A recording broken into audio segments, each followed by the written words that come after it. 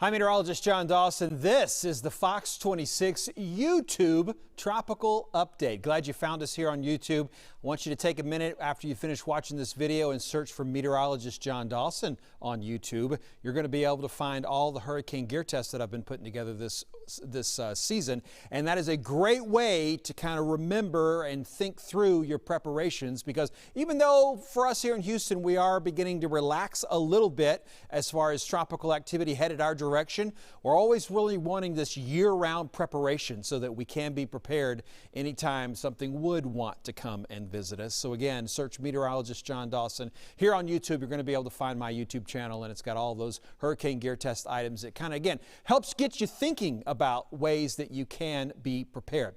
The Caribbean and the Gulf of Mexico, very quiet, and at least for a week or so, it doesn't really look like there's going to be much activity happening in those areas. That's all good news for us, of course, here in Texas. But when we get out a little bit, the Hurricane Center definitely staying a bit busy with all the activity in the Atlantic. We're going to save Sam here for just a minute to talk about, but it is still a major hurricane that's out there. And we're going to start down a little bit further to the south and further out in the Atlantic. There's two areas. There's a tropical wave coming off the coast of Africa, and then there's sort of just this broad area of low pressure. So two separate areas, but the Hurricane Center has them both identified as 50% development in the next 2 days, 80% development in the next 5 days. So pretty confident in the next 5 days that we could have a couple more systems that are out there. So again, this is going to be the area that the Hurricane Center is really looking for that next development.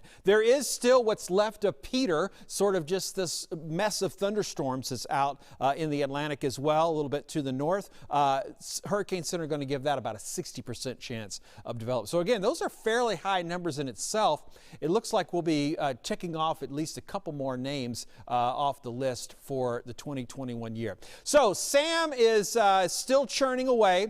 Fairly slow movement right now. They've been flying it quite a bit with the hurricane hunters, and most recently been able to determine about 120 mile an hour sustained winds at the surface. About 30 miles out is how far we're looking at with the maximum sustained, or those hurricane force winds extend out about 30 miles, and about 100 miles is how far out the tropical force winds are extending. So this is actually becoming just a little bit larger. It's been a very compact system so far. It is still relatively compact, strong, powerful as a major hurricane, but overall it's getting a little bit wider, a little bigger in size overall, and you can still see that well-defined eye helping to kind of churn things. Now, there is a possibility that this will increase its strength once again. It's sort of in a regrouping process is the way that the Hurricane Center is describing it. So right now those winds at 120, that makes it a Category 3.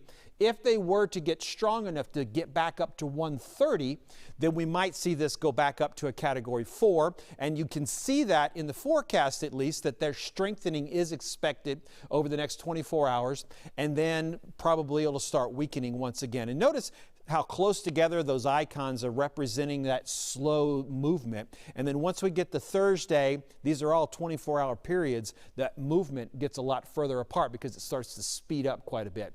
And you've probably noticed right away, gets away from the East Coast, or at least starts to go parallel to it, stops its journey towards the East Coast. So that's all good as far as where Sam is headed. Even though it's a powerful major hurricane, it does look like it wants to stay out in the Atlantic. I haven't shown this list so far this year. I just kind of wanted to pop it on the screen. We've got 2 names left on the 2021 list of names. And then if you'll remember, at the beginning of the season, they announced that they were going to handle it differently if we use up our entire list.